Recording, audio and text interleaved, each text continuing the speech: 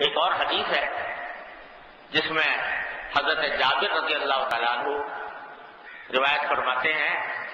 جابر فرماتے ہیں کہ ایک مرتبہ نبی کریم سرور عالم صلی اللہ علیہ وسلم ہمارے پاس نکل کر تشریف لائے گھر سے، اور پھر ایک واقعہ یہ بات بتلائی کہ ابھی تھوڑی دیر پہلے میرے دوست خلیل کا لفظ استعمال فرمایا، میرے خلیل یعنی حضرت جبریل علیہ السلام، وہ میرے پاس سے اٹھ کر گئے ہیں اور انہوں نے ایک واقعہ سنایا،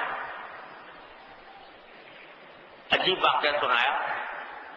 اور قسم کھا کر سنایا کہ والذی بعثنی بالحق، میں اس ذات کی قسم کھا کر کہتا ہوں جس نے مجھے حق کا پیغام دے کر بھیجا ہے، کہ اللہ تبارک و تعالیٰ نے ایک ایسا بندہ پیدا کیا تھا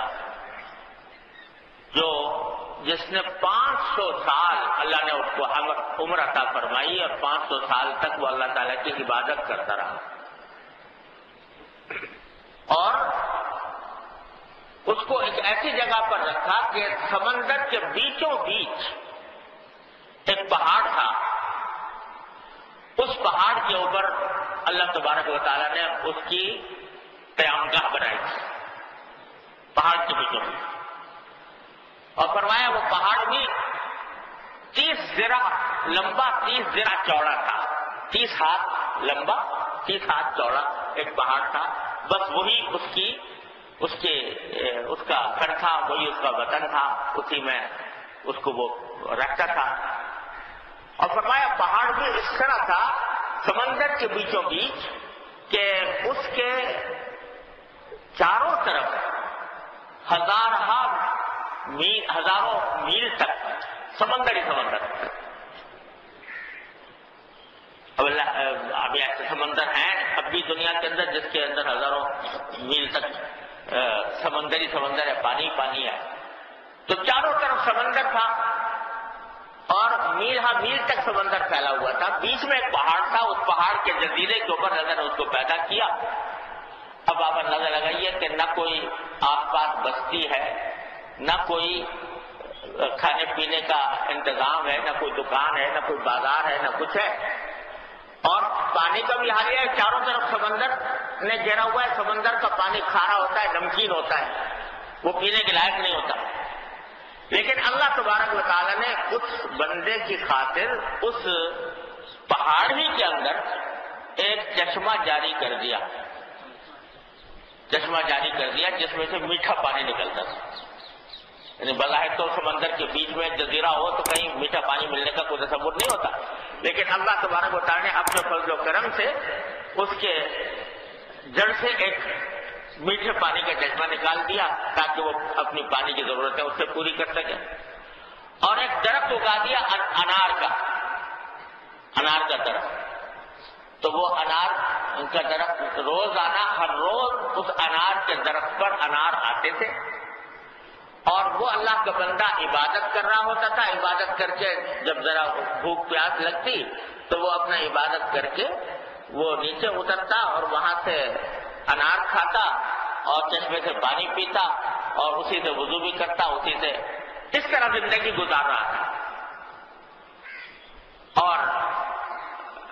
زیادہ تر وقت جو ہے وہ عبادت میں گزارتا، نماز میں، اللہ تعالیٰ کے ذکر میں، یہاں تک کہ جب اس کے مرنے کا وقت قریب آیا تو اس نے اللہ تبارک و تعالیٰ سے یہ تمنا کی اور یہ دعا کی کہ یا اللہ میرا دل یوں چاہتا ہے کہ میرا انتقال سجدے کی حالت میں مروں، اور نہ صرف یہ کہ سجدے کی حالت میں مروں، میں آپ سے یہ دعا کرتا ہوں کہ جب میں مروں تو مجھے مٹی نہ کھائے بلکہ اسی سجدے کی حالت میں رہوں یہاں تک کہ قیامت کا وقت آتا ہے، اور میرا جسم خراب نہ ہو، وہ سجدے کی حالت ہی میں انتقال ہو، سجدے کی حالت میں عالم برزخ طے ہو، اور قیامت کے دن جب میں اٹھوں تو سجدے کی حالت میں۔ تو اللہ تبارک و تعالیٰ نے دعا قبول فرما لی، تو فرمایا کہ یہ دعا کی کہ اللہ مجھے سجدے کی حالت میں اٹھائیے اور سجدے کی حالت میں رکھیے، یہاں تک کہ قیامت میں جب میں اٹھوں تو اسی حالت میں اللہ تعالیٰ نے قبول فرما لیا۔ تو وہ کہتے ہیں جبریل امین علیہ السلام کہ ہم مدتوں یہ دیکھتے رہے کہ جب کبھی ادھر سے گزر ہوتا تھا تو اس بندے کو سجدے کی حالت میں ہم پاتے تھے، سجدے کی حالت میں دیکھا کرتے تھے۔ تو اب فرماتے ہیں کہ قیامت میں اللہ تبارک و تعالیٰ نے بذریعہ حضرت جبریل علیہ السلام کو بتایا ہوگا کہ قیامت کے دن جب یہ اس کو اٹھایا جائے گا، تو جب یہ اٹھایا جائے گا تو اللہ تبارک و تعالیٰ اس کو دیکھ کر فرمائیں گے کہ بھائی میرے بندے کو میری رحمت کی وجہ سے جنت میں داخل کر، ادخلوا عبدی الجنت برحمتی، میرے بندے کو میری رحمت سے جنت میں داخل کر دو۔ تو وہ کہے گا کہ یا رب کیا اب بھی میں رحمتی سے داخل ہوں گا؟ 500 سال عبادت کی جزیرے میں رہ کر اور سوائے عبادت کے کچھ اور کام نہیں کیا، تو وہ کیا میری عمل کی وجہ سے نہیں داخل ہوں گا میں؟ تو کہے گا ربی بعملی، اے پروردگار میرے عمل کی وجہ سے مجھے داخل کر دیجیے۔ اللہ تعالیٰ دوبارہ فرمائیں گے کہ بھائی ادخلوا عبدی الجنت برحمت، میری رحمت کی وجہ سے داخل کر دو۔ وہ پھر دوہرائے گا یہ بات کہ یہ مجھے کیوں عمل کی وجہ سے داخل نہیں کیا جا رہا جبکہ 500 سال میں نے عبادت کی ہے؟ تو اللہ تبارک و تعالیٰ اپنے فرشتوں سے کہیں گے کہ بھائی یہ کہہ رہا ہے کہ مجھے اپنے عمل کی وجہ سے داخل کر دو، تو ذرا اس کے عمل کو ذرا تولو میری نعمتوں کے ساتھ، کہ اس کا عمل میری نعمت کے ساتھ اگر وزن کیا جائے تو کیا نتیجہ نکلتا ہے۔ تو فرشتے جو ہیں وہ اللہ تعالیٰ نے کوئی پیمانہ مقرر کیا ہوا ہے، اس پیمانے کے تحت اس کے عمل کو تولا جائے گا اللہ تعالیٰ کی نعمت کے مقابلے میں۔ تو فرشتے آ کے کہیں گے کہ یا اللہ کہ 500 سال کا جو عمل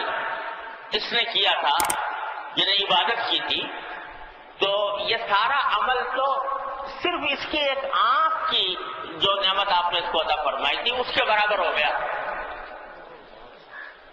اور باقی جتنی ہیں جسم کے دوسرے حصے، دوسری نعمتیں، ان کے مقابلے میں کچھ بھی نہیں۔ یہ 500 سال کا عمل تو ایک آنکھ کے مقابلے میں ہوتا ہے، تو باقی سارا جسم تو باقی ہے۔ تو باری تعالیٰ فرمائیں گے اس موقع پر کہ دیکھو جب اس کا عمل سارا ایک آنکھ کے بدلے میں ہے اور باقی سارے عمل کے باقی سارے نعمتوں کے مقابلے میں تو کوئی بھی عمل نہیں، لہذا اور یہ کہہ رہا ہے کہ مجھے اپنے عمل کی وجہ سے داخل کرو، تو لے جاؤ اس کو جہنم میں،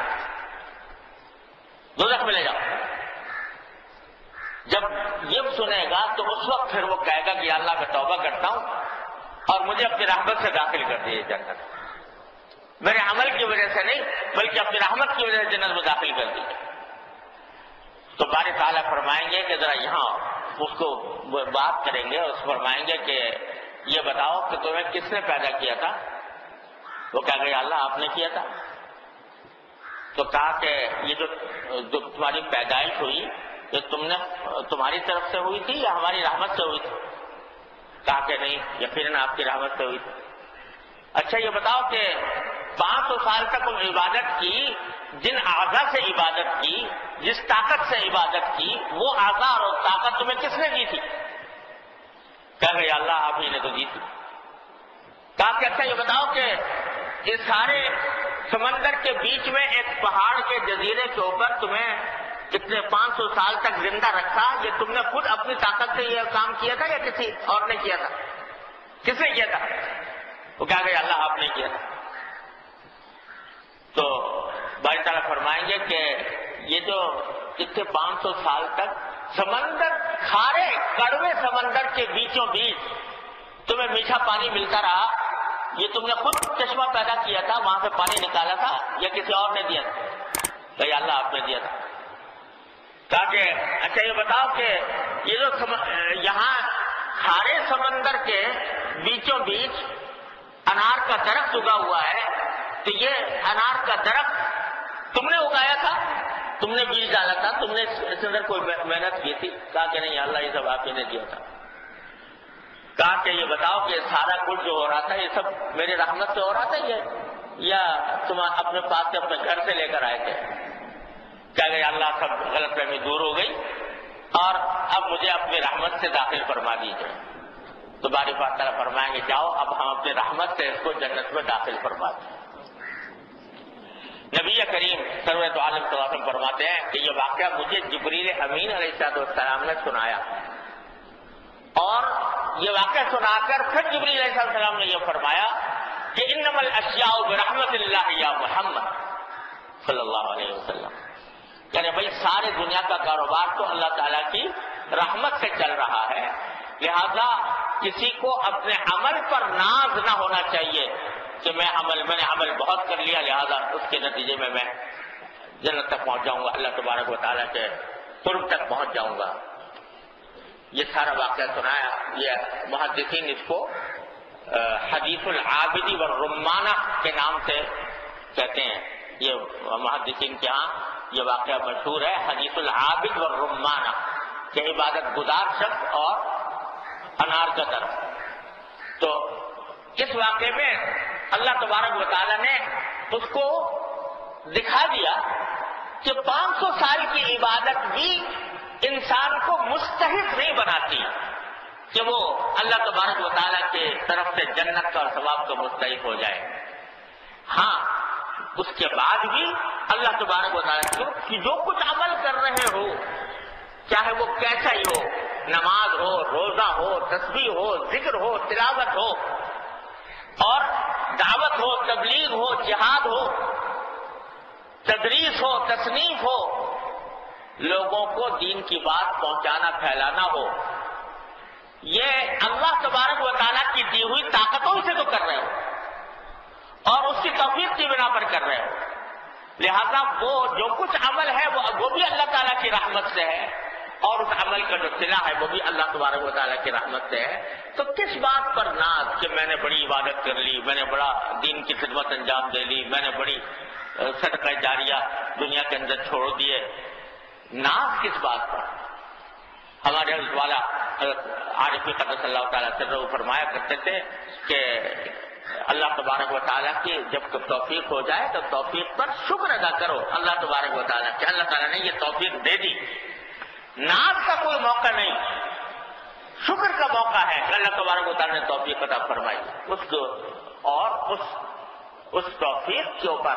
اللہ تبارک و تعالیٰ کا شکر ادا کر کے اپنے آپ کو عجب سے، کبر سے بچاؤ، خودرائی سے بچاؤ۔ یہ شیطان دھوکے میں ڈال دیتا ہے بعض اوقات کہ میں نے تو بڑا تیر مار لیا۔ تو حضرت نبی کریم سرور عالم صلی اللہ علیہ وسلم نے اس حدیث کے اندر اس بات پر تنبیہ فرما دی کہ کوئی بھی شخص اپنے عمل پر ناز نہ کرے، ہاں کرتا رہے، جو کچھ ملے گا وہ اللہ تعالیٰ کی رحمت سے ملے گا۔ اهدنا الصراط المستقیم، ہم کو سیدھے رستے چلا